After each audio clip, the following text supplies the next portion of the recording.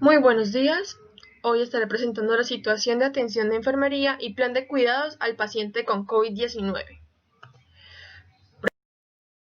El caso es presentado por Lacey Cruz Rodríguez, asesorado por la jefe Liliana Estupiñán Sánchez para el curso de práctica profesional y clínica y comunitaria. Datos de identificación del usuario. Entonces, nombre MBRG, de historia clínica 3687058, edad 62 años, de sexo femenino, pertenece a la nueva EPS, que es contributiva, ya vive en Campo Alegre, tiene escolaridad bachiller, es viuda, es una ama de casa. Además de esto, pues ingresa por el servicio de urgencias el día 18 de agosto del 2020, con antecedentes quirúrgicos de histerectomía a los 38 años. Motivo de consulta y enfermedad actual. Entonces ingresa la paciente y dice y refiere el hijo que está muy ahogada. Entonces, ¿cuál es la enfermedad actual? La usuaria femenina de 62 años pues ingresa de presentar hace ya 15 días síntomas catarrales como lo era rinorrea, hialina, malestar general, tos, picos febriles, en el cual pues ella fue viendo una mejoría paulatina al pasar de los días, pero desde hace 5 días anteriores al ingreso comenzó a haber un empeoramiento y con una disnea de mayor compromiso general, y pues fue pasada y internada a primer nivel en Campo Alegre. La hospitalizan, le dan el antibiótico de profilaxis y ven que la paciente no mejora sus saturaciones porque están por debajo del 85% y pues es remitida como urgencia vital. Ingresa saturando a 79%, con una gasometría de urgencia, con un PAFI de 98, y por eso pues se procede a poder asegurar la vía aérea. Entonces se intuba a la paciente y se hace con un tubo de 7.5 a un aseguramiento de 21 centímetros, a lo cual la paciente pues ya muestra una mejora y una elevación de la saturación de oxígeno a 89%. En el recuento cronológico, entonces ingresa la paciente a atención de urgencias. Cuando ya es intubada, presenta mejoría en las saturaciones con una ventilación y un aumento del afío, e indica pues una alta probabilidad de que tiene una infección de vías respiratorias altas, por lo cual pues inicia la cobertura para todos los gérmenes comunes y se solicita pues el PCR e imagen de tórax y se traslada a UCI adultos para el manejo integral de la paciente. Ya en UCI adultos, ingresa con medidas de aislamiento y protección, bajo pseudoanalgesia y con soporte de ventilación mecánica. Pues ingresa pues con el tubo orotraqueal sin soporte vasopresor y se ajusta pues todos los parámetros de manejo, ventilatorio, pseudoanalgesia, y la paciente para ese entonces tiene un RAS de -5. La paciente, según las notas, es una paciente en condición muy crítica, con un alto riesgo de complicaciones complicaciones graves e incluso el riesgo de fallecer. Para ese día tiene unos diagnósticos de neumonía grave, alta probabilidad de infección por COVID-19, falla ventilatoria hipoxémica y obesidad clase 2. Entonces vemos que le toman paraclínicos, entre esos paraclínicos esos marcadores de severidad como lo son el dímero D y la ferritina, y se encuentran muy elevados. El 19 de agosto del 2020, en UCI adultos, llegan los resultados de rayos X de tórax con infiltrados intersticiales de predominio periférico y pariliar con un tubo traqueal selectivo al lado derecho. Entonces la gasometría muestra una acidemia respiratoria moderada con un PAFI de 100 y la prueba de PCR para COVID resulta positiva. El 20, la paciente presenta una hipoxemia severa con un nivel hematológico que está cursando con un leve cuadro infeccioso y se evidencia un riesgo de estrés nutricional, para lo cual indica un soporte nutricional enteral por sonda con Nutren y se da 20 cc hora. En horas de la tarde, la paciente presenta una bradicardia con frecuencia cardíaca de 48 latidos por minuto, por lo cual se le indicó el inicio de la inotropía con dobutamina. El 21 de agosto, la paciente sigue en muy regulares condiciones clínicas y se presenta un aumento de la presión arterial y una taquicardia de 112 latidos por minuto, esto debido a la inducción de la inotropía, con un cuadro hemático presentando una linfopenia y una trombocitosis, que son también marcadores de severidad del COVID-19.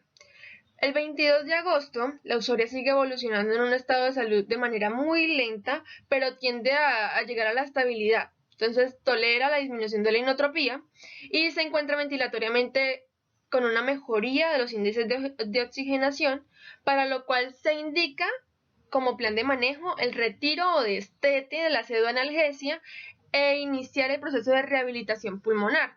Entonces los rayos X muestran ya una apertura alveolar, que es un dato positivo para nuestra paciente.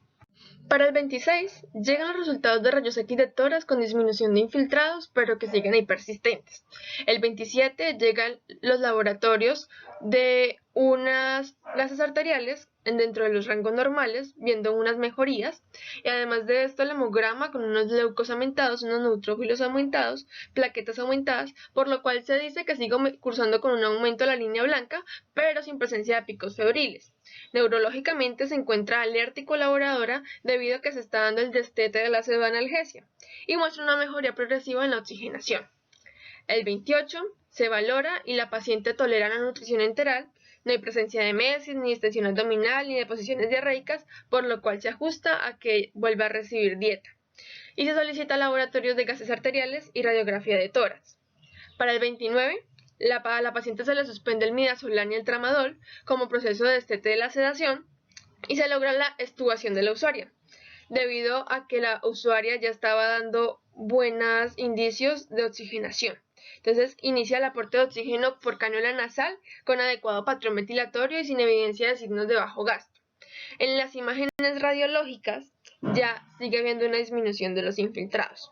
El 31 de agosto, la paciente responde al destete de la sedación con un delirium leve, por lo cual se le ordena el alprazolam para el manejo del mismo. Y se le toman unos marcadores de severidad de dímero D, ferritina y PCR que evidentemente han disminuido relacionados con los de hace unos días. El 2 de septiembre la valora la nutricionista y concluye que su estado nutricional pues ya no requiere el apoyo nutricional por fórmula y se suspende el Nutren. En horas de la tarde, la usuaria es trasladada a hospitalización de unidad de cuidados respiratorios e ingresa en regulares condiciones de salud, sin signos de dificultad respiratoria y con oxígeno por cañula nasal. Entonces la paciente llega a un aislamiento de contacto y aerosoles y control estricto del patrón respiratorio midiendo saturaciones.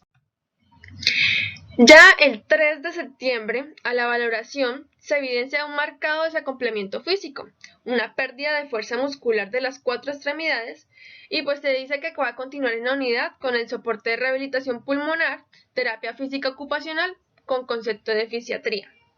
Entonces, hasta aquí llega el recuento cronológico de mi paciente, porque hasta aquí me mandaron la historia. Dentro de los aspectos positivos y negativos, bueno, entre los aspectos positivos es la supervisión médica y de enfermería de las 24 horas del día, la disponibilidad de medicamentos y apoyos diagnósticos para el tratamiento y la óptima red de apoyo familiar. Los hijos siempre la estuvieron acompañando, así sea por estar pendientes de ellas por medio de los jefes o estar cuando podían visitarla, iban a visitarla. Dentro de los aspectos negativos, la detección tardía del riesgo de padecer la enfermedad, esto va más a nivel personal, porque siempre se demoró bastante, 15 días, en ir a un centro médico, viendo que tenía sintomatología respiratoria dentro de esta pandemia. Además de eso, pues tiene un grado de obesidad como comorbilidad para el riesgo de la complicación de COVID. Y otro aspecto negativo, ya dentro del hospital, es la restricción de visitas por la situación de la emergencia sanitaria, que le provocaba algo de temor, algo de ansiedad a la paciente. Ya hablando del análisis de la situación en salud, tenemos el caso del COVID-19. Entonces, ¿qué es el coronavirus o COVID-19? Los coronavirus pues, son una extensa familia de virus que puede causar enfermedades tanto en animales como en humanos, pero en los humanos se sabe que puede ir desde un resfriado hasta enfermedades más graves como el síndrome respiratorio de Oriente, como el MERS, o el síndrome respiratorio agudo como el SARS. Esto se reconoce que cualquier persona puede infectarse independientemente de la edad, pero hasta el momento no se han registrado pocos casos de COVID-19 en niños. Sabemos dentro de otros datos generales, cuáles son los síntomas. Entonces recordar que es la fiebre, la tos, las secreciones nasales, el malestar general. Algunos pacientes pueden presentar dificultad para respirar, dolor de cabeza, conjuntivitis, dolor de garganta, diarrea, pérdida del gusto y el olfato, entre otros síntomas. Los factores de riesgo. Como dije anteriormente, cualquier persona puede contagiarse de COVID-19, pero existen unas condiciones predisponentes a que la enfermedad pueda causar algo más grave, como lo es tener cáncer, como lo es tener una enfermedad renal crónica o tener EPOC, personas inmunodeprimidas, con obesidad, como lo fue mi paciente, afecciones cardíacas graves, enfermedad de células falciformes, diabetes mellitus 2, hipertensión y otras condiciones más. Para hablar del diagnóstico debemos tomar como fases. Entonces tenemos la primera, que es la exploración física, donde debemos evidenciar si hay dificultad respiratoria, se debe auscultar el tórax para revelar si hay crepitaciones, hay que revisar si el paciente tiene o está cursando por alguna neumonía. Después vamos a ir a la oximetría de pulso. Entonces vamos a revisar si la saturación de oxígeno del paciente está menor a 90, entonces eso es un indicador de que el paciente tiene un problema. Dentro de los análisis clínicos iniciales, tenemos que se deben tomar y solicitar los siguientes análisis. Entonces, es el GCA, el hemograma completo, el perfil metabólico completo, el nivel de glucemia, cribado de coagulación, los marcadores inflamatorios como la proteína C reactiva en suero, la velocidad de sedimentación globular interleuquina 6, lactato de deshidrogenasa, procalcitonina, amiloide A y ferritina, y biomarcadores cardíacos, pero también la creatinina sinasa y la mioglobina en suero. Aquí les traje un cuadrito donde vemos que para poder diagnosticar el COVID tenemos como 3 pruebas. Entonces, la prueba molecular, la prueba de antígeno y la prueba de anticuerpos. La prueba molecular pues se da como una prueba de diagnóstico, como una prueba viral. Es una prueba que se da la ampliación del ácido nucleico, y esta prueba pues se tiene que tomar de muestras nasales o de garganta, y el resultado puede salir el mismo día. Entonces se necesita otra prueba para poder confirmar. Entonces generalmente esa prueba es muy precisa y a menudo no necesita repetirse para confirmar el diagnóstico. Entonces esta prueba sí nos diagnostica una infección activa de coronavirus. La prueba de antígeno es una prueba rápida de diagnóstico. Es una prueba que también se toma con muestras nasales o de la garganta, que dura más o menos en salir los resultados 1 hora o menos, y los resultados positivos pues suelen ser muy precisos, pero los resultados negativos tienden a tener que confirmarse con una prueba molecular. Él diagnostica la infección activa de coronavirus. Y dentro de la prueba de anticuerpos tenemos la prueba serológica, la serología, el análisis de sangre y la prueba de serología. Entonces, en esto tiene que hacerse con una punción de dedo, o se saca la sangre, se extrae la sangre y también tiene el resultado el mismo día, o debido a diferentes laboratorios puede durar de 1 a 3 días. En algunas veces se necesita la segunda prueba de anticuerpos para poder obtener un resultado preciso. Y esta prueba muestra si usted ha sido infectado por el coronavirus en el pasado. O sea, no nos confirma una infección reciente, sino que no sabemos si es de ahora o es de antes. Dentro de los estudios por imágenes de tórax tenemos la radiografía de tórax, la cual nos va a mostrar unas opacidades moteadas en las partes bajas del pulmón, en los lóbulos inferiores, en ambos lados del pulmón. Es algo que los caracteriza dentro de la radiografía de tórax. En la tomografía computarizada muestran unas opacidades en vidrio esmerilado. Entonces, en este lado, en la imagen A, tenemos un pulmón limpio, un pulmón que no tiene opacidades. Como ven, aquí está la estructura del alveolo limpia. Y aquí, en la imagen B, tenemos la opacidad en el alveolo. Entonces está tapando la estructura del alveolo, y así es que se denota la presencia del hallazgo. Como hemos visto en presentaciones anteriores, existen unos marcadores de severidad, los cuales, al haber ese cambio en los parámetros del laboratorio, a un aumento o una disminución de alguno de ellos, nos van a causar un potencial riesgo clínico y biológico de complicarnos la situación del paciente. Entonces, dentro de los que tuvo mi paciente, encontramos la leucocitosis, la neutrofilia, una trombocitopenia, iniciando tuvo valores aumentados de PCR. Además de eso, pues también tuvo un aumento del dímero D. Entonces mi paciente tenía bastantes marcadores de severidad, agregando aquí también la ferritina. Otra característica que podemos evidenciar que también es como un marcador de severidad son el estado ácido-base arterial. Entonces, lo que son en pacientes sin ninguna comorbilidad, los principales cambios que vamos a ver en la gasometría es que se va a ver disminuida la presión parcial de oxígeno, que va a ser menor o igual a 60 milímetros de mercurio. Hay un aumento de la presión parcial de CO2 y además se presenta una acidosis respiratoria que puede presentarse junto con una acidosis metabólica con presencia de ácido láctico. Entonces, para el tratamiento, no existe un tratamiento pues exclusivo para el COVID, sino que existe un manejo recovery. Entonces, ese manejo recovery es un estudio que fue llevado adelante en 176 hospitales del sistema de salud de Reino Unido, en donde ese estudio pues fue como un proyecto para evaluar la eficacia que tienen estos medicamentos que están en el diagrama y qué tanto podían mejorar la calidad de vida o disminuir el riesgo de que el paciente peorara. Dentro de todos los que leí, los que más resaltan aquí es la dexametasona, que como recomendación pues se indica la dexametasona 6 miligramos por día durante 10 días en pacientes con hipoxemia, como era mi paciente, o en enfermedad moderada o severa. Este estudio demostró que la dexametasona sí redujo las muertes en 1/3 de los pacientes ventilados y en 1/5 parte de otros pacientes que recibieron oxígeno solamente. El Redensivir, este medicamento pues si se tiene disponible, podría utilizarse en pacientes con enfermedad de COVID moderada o severa, con sospecha de una infección respiratoria de vías bajas. Además de eso, pues lo que vamos a hacer es que reducimos el tiempo de los síntomas o la progresión de las formas severas de la enfermedad.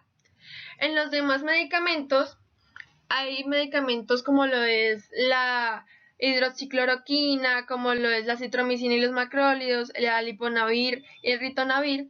La hidroxicloroquina mostraba más efectos adversos, como más cosas negativas que positivas para el tratamiento del COVID. La citromicina y los macrólidos pues presentaban que sí, que ellos controlaban todo lo que eran infecciones por bacterias y otros gérmenes, pero en sí no hacían nada con el COVID, igual que el liponavir y el ritonavir. Y el resto de medicamentos aún pues se quedan en ensayos clínicos que no comprueban la eficacia total del medicamento para el tratamiento del COVID, pero pues está el estudio ya en evolución. Dentro de los cuidados de enfermería en pacientes con COVID, tenemos estos 8 aspectos en tener en cuenta. Entonces tenemos el control de signos y síntomas, donde debemos estar vigilando todo lo que tiene que ver la temperatura, la frecuencia respiratoria, la frecuencia cardíaca, la tensión arterial. Tenemos que tener en cuenta también la saturación de oxígeno y valorar adecuadamente el dolor. Esto se debe hacer como mínimo cada 8 horas, estar pendientes del paciente por si presenta alguna complicación. O si presenta fiebre, ir disminuyendo pues todo lo que tiene que ver el cuadro sintomático. Otro aspecto es la monitorización de la saturación de oxígeno y la administración de la oxigenoterapia. Aquí tenemos que estar pendientes de cómo el paciente está saturando. Entonces, pacientes que saturan menores del 90%, tenemos que estar súper pendientes de que el paciente no se nos vaya a complicar, de administrarle oxígeno, ya sea por cánula nasal, ya sea por mascarilla, o si es el caso, llegar a intubar al paciente.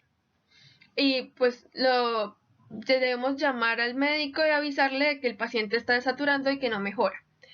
Dentro de la detección precoz y agravamiento clínico de la situación, hay que estar vigilantes de todas las situaciones que el paciente presente. Entonces puede haber un cambio en el nivel de conciencia, puede haber una progresión de la disnea, puede haber una aparición de la ortopnea, puede haber que el paciente tenga una habla entrecortada o que tenga una respiración abdominal. Estos pacientes tienen que estar a toda hora vigilados. ¿Por qué? Porque en cualquier momento se nos agrava. Entonces, Aquí es donde es crucial el conocer cuáles son los marcadores de severidad, en qué momento esos paraclínicos nos determinan que el paciente está teniendo un empeoramiento de su situación y tener que estar alertas a el tratamiento del paciente.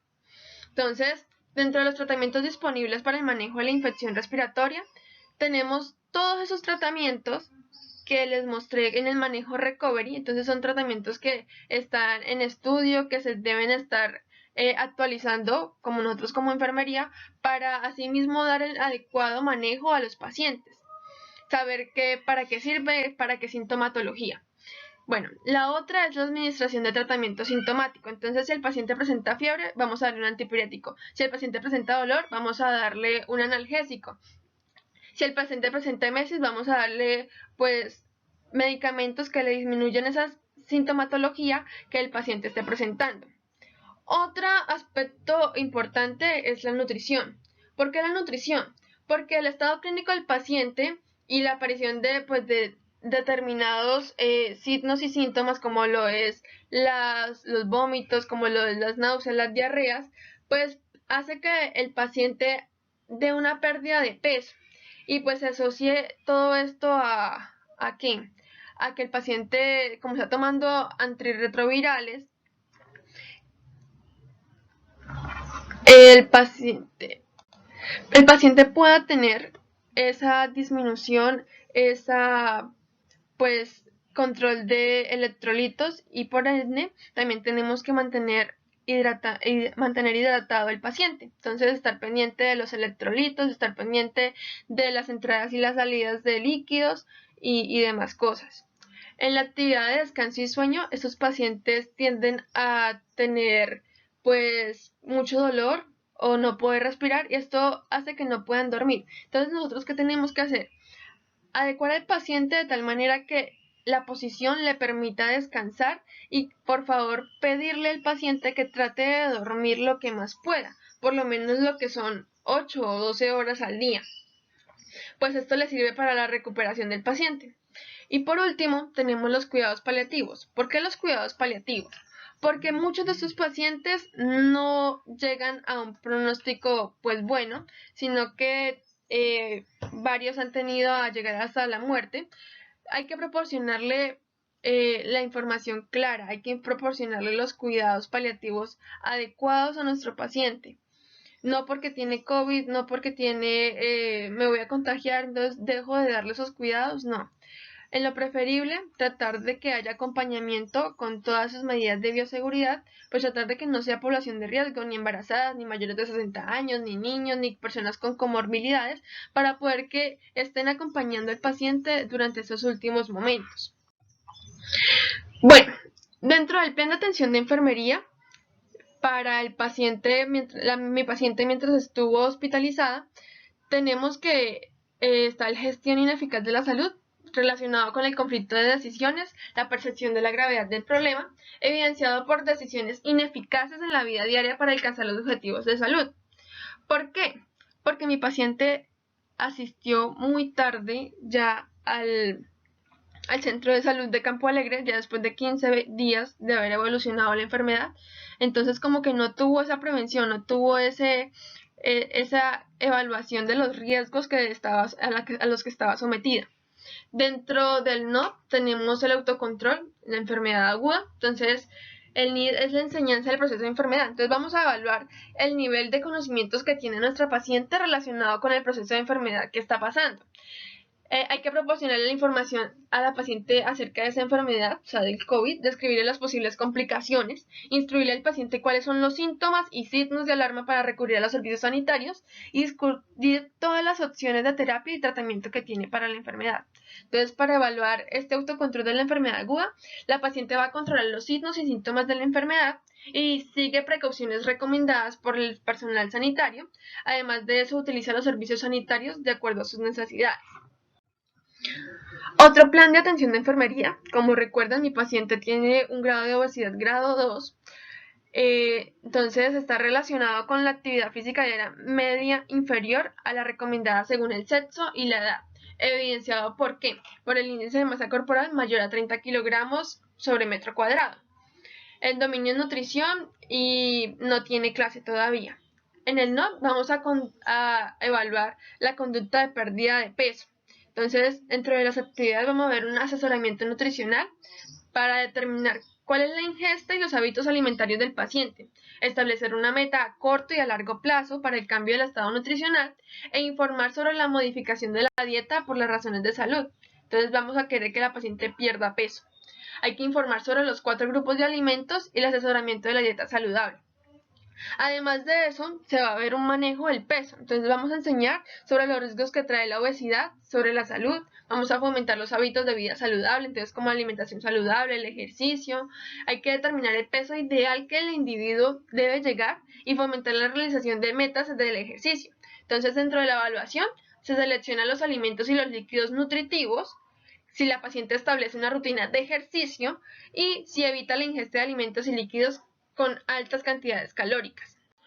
Otro diagnóstico de mi paciente es el deterioro de la movilidad física, relacionado con la disminución de la fuerza muscular, con una falta de uso, pérdida de la condición física y una disminución de las habilidades motoras finas, disminución de las habilidades motoras gruesas y una alteración de la marcha. Mi paciente había perdido la fuerza muscular de todas sus extremidades y no podía pararse, no podía realizar muchas actividades. Entonces dentro del NOT está la movilidad. En el NIT hay que ayudar con el autocuidado, entonces comprobar qué tanta capacidad tiene el paciente de ejercer su cuidado independientemente. Entonces hay que proporcionar ayuda sobre la higiene, la alimentación, la eliminación. Todo esto hasta que el paciente sea totalmente capaz de asumir el autocuidado y alentar, hay que alentar al paciente a la interdependencia. Entonces para esta diagnóstico tenemos otra actividad que es la terapia de ejercicio. Entonces vamos a ver un control muscular para colaborar con las fisioterapeutas en el desarrollo de la ejecución y la ejecución de todo el programa de ejercicios que ellos proponen. Entonces hay que explicarle al paciente cuál es el fundamento del ejercicio, hay que establecer cuál es la secuencia de las actividades diarias del paciente y cómo vamos a potenciar esto con los cuidados. Dentro de la evaluación va a haber la paciente va a tener que hacer un movimiento muscular, para poder evaluar esto la paciente va a deambular y va a poderse mover con facilidad. Otro diagnóstico es la fatiga, relacionado con la pérdida de la condición física, evidenciado por el deterioro de la habilidad para mantener la actividad física habitual. Entonces el NOT va a ser la resistencia. Aquí vamos a fomentar el ejercicio con un entrenamiento de fuerza debido a que mi paciente ha perdido la fuerza muscular. Aquí hay que facilitar todo lo que es la información sobre los tipos de resistencia muscular que pueden utilizarse para la paciente. Hay que dedicarle todo un programa de ejercicios a la paciente para que ella pueda desarrollar y programar su entrenamiento adecuadamente según su forma física. Entonces la evaluación va a ser que la paciente realice actividad física, que tenga resistencia muscular y que se disminuya el agotamiento cuando realiza actividades. Otro diagnóstico de enfermería es el patrón respiratorio ineficaz, que está relacionado con hipoventilación, con la obesidad, evidenciado por la bradipnea, patrón respiratorio anormal y uso de músculos accesorios. Entonces, dentro del NOP está la respuesta del destete a la ventilación mecánica en el adulto. Aquí hay que monitorizar la respuesta, la respiración, vigilar todo lo que es frecuencia, ritmo, profundidad, esfuerzo de las respiraciones, hay que evaluar el movimiento torácico, hay que ver si la persona está utilizando los músculos accesorios y hay que observar si hay estridores o sibilancias para poder así tener un diagnóstico preciso al paciente y poderle ayudar. Otra actividad es el destete de la ventilación mecánica. Entonces hay que corroborar si el estado electrolítico de la paciente, si tiene una gasometría óptima y que colocar al paciente en la mejor forma posible para que éste le permita utilizar todos sus músculos de la mejor manera. Hay que alternar los periodos de prueba, por lo menos ponerle un periodo de reposo y un periodo de sueño para poder que se restablezca la respiración normal y darle tiempo de recuperarse lentamente. Dentro de la evaluación hay una frecuencia respiratoria espontánea y la saturación de oxígeno va a aumentar y va a mantener estable.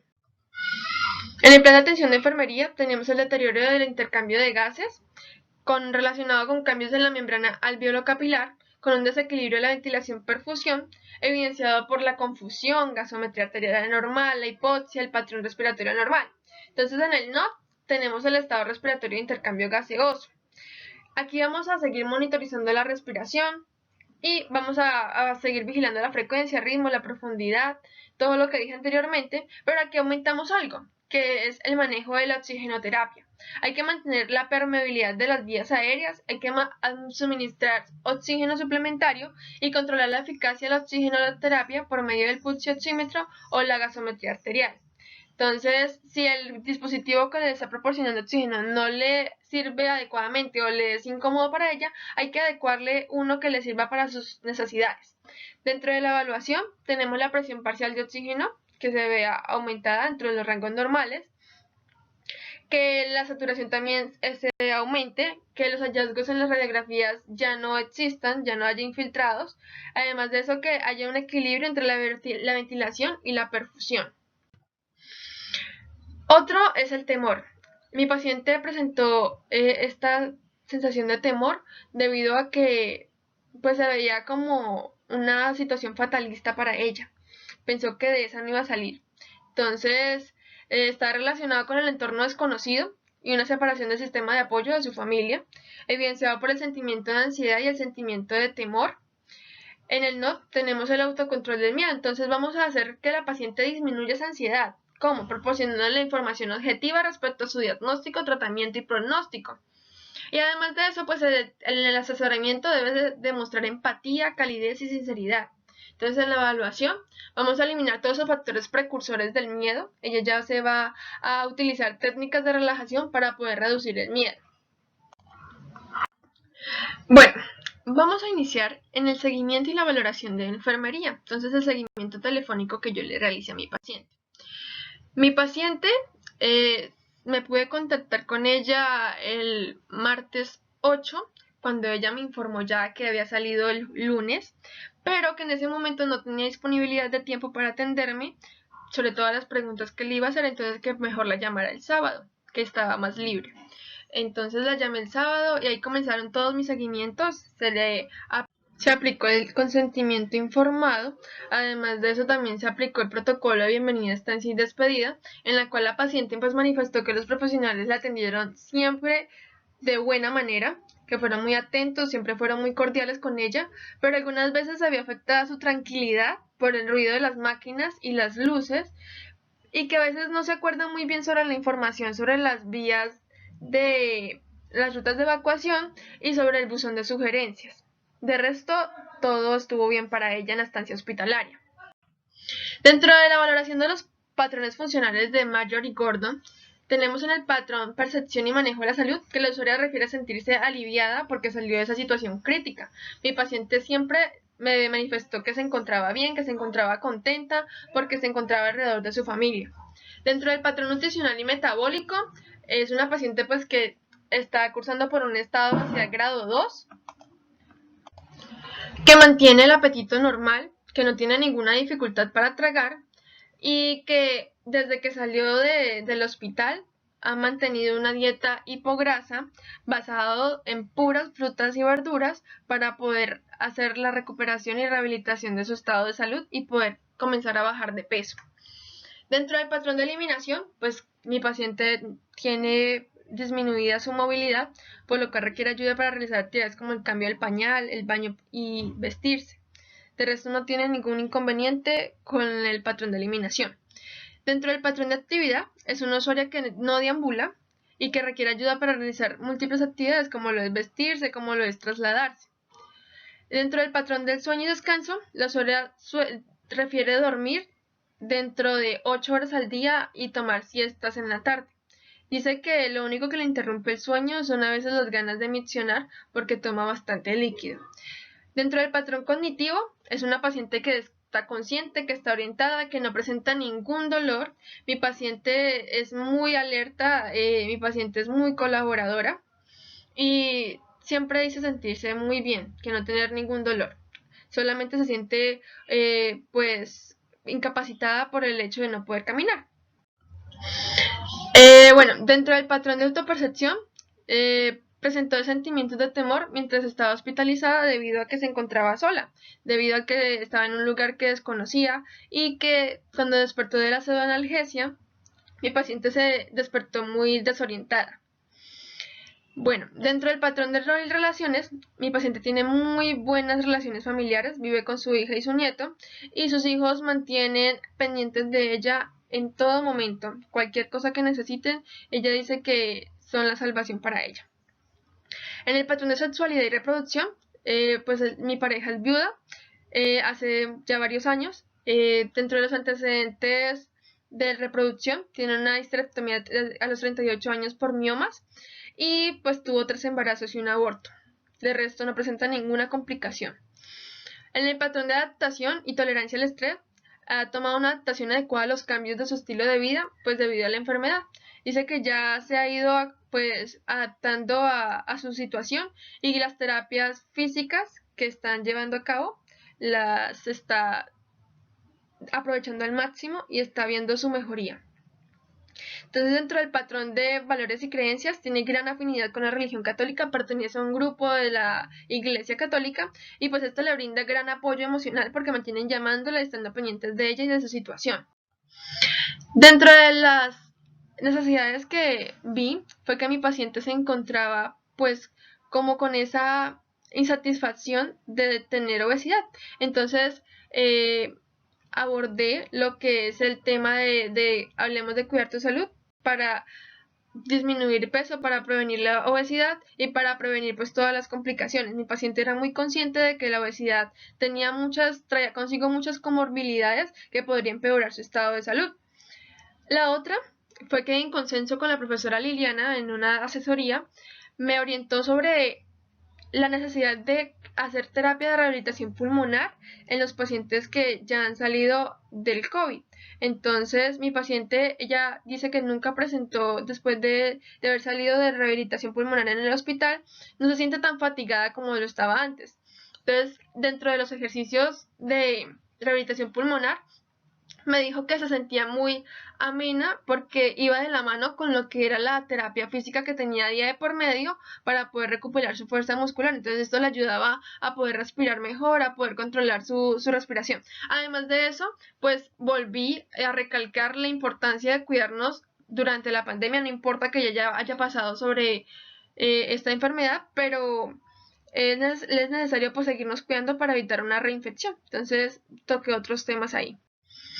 Dentro del plan de atención de enfermería, pues tenemos que mi paciente sigue con el deterioro de la movilidad física, con una disminución de la fuerza muscular, la falta de uso, una pérdida de la condición física, evidenciada por la disminución de las habilidades motoras finas, las habilidades motoras gruesas y la alteración de la marcha. Entonces en el NOT ahora no es movilidad, sino ambular. Entonces, la terapia de ejercicio de ambulación, hay que animar al paciente a que se siente en la punta de la cama o en la silla y hay que enseñarle a que cuál es la posición correcta para deambular. Hay que instruir al paciente sobre técnicas de traslado, la ambulación segura, hay que fomentar la deambulación segura y aumentar la distancia de ambulación según la capacidad del paciente. También hay que estar pendiente de la prevención de caídas. Este diagnóstico de enfermería va más orientado como a que el cuidador, o sea, la hija, sea la que oriente esas actividades. Entonces hay que identificar cuáles son las conductas y factores que afectan el riesgo de caídas. Hay que ayudar al usuario a adaptarse a las modificaciones sugeridas en la marcha y ayudar a la deambulación para proporcionar y también proporcionar dispositivos de ayuda para poder conseguir que la marcha sea estable. Entonces, que bastón, que la sillita para poder avanzar.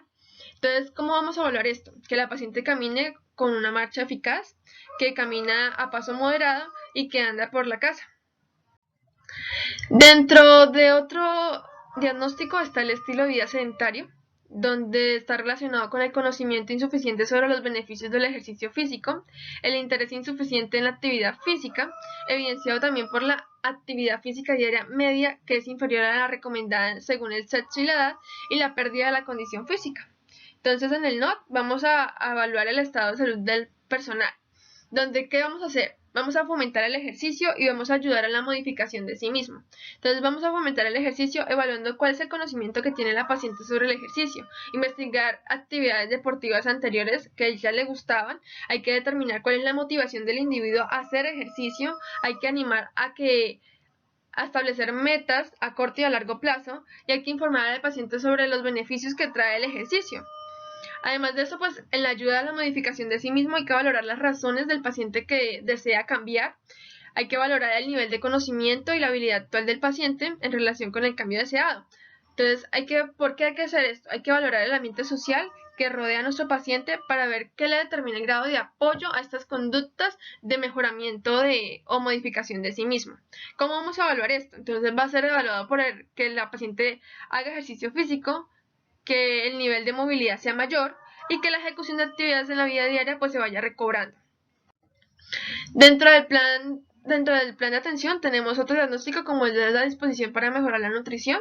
Entonces, evidenciado ¿por qué? Porque expresa el deseo por mejorar la nutrición. Mi paciente ya no está a gusto con su condición física de obesidad grado 2, entonces me manifiesta que quiere mejorar su estado nutricional. En el NOP pues tenemos la conducta de adhesión de dieta saludable y la conducta de mantenimiento de peso. Entonces, para la conducta de adhesión de dieta saludable tenemos un asesoramiento nutricional.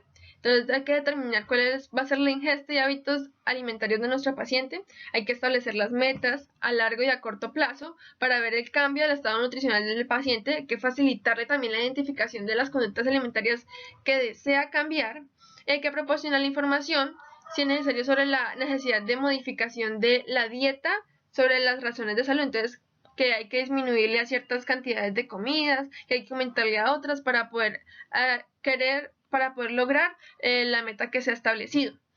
Dentro del manejo del peso, tenemos entonces que hay que comentar con la usuaria la relación que hay entre la ingesta de alimentos, con el ejercicio y la ganancia de peso y la pérdida de peso. Entonces no solamente es dejar de comer mi paciente, sino que también es hacer ejercicio, sino que también es ponernos activos.